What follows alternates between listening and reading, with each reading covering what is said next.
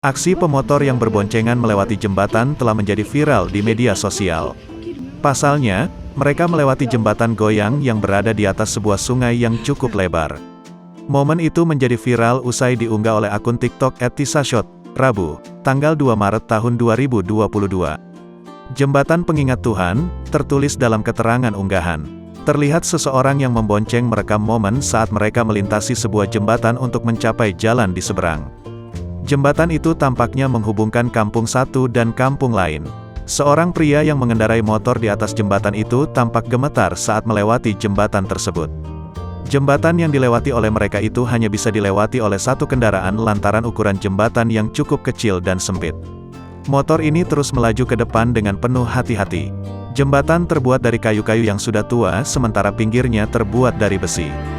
Jembatan itu juga tampak basah dan licin karena terlihat sedang diguyur hujan. Pria yang mengendarai motor terus berusaha melajukan motornya dengan hati-hati sementara pembonceng terus mengucap doa dan istighfar lantaran takut. Sontak unggahan video tersebut menuai perhatian warganet.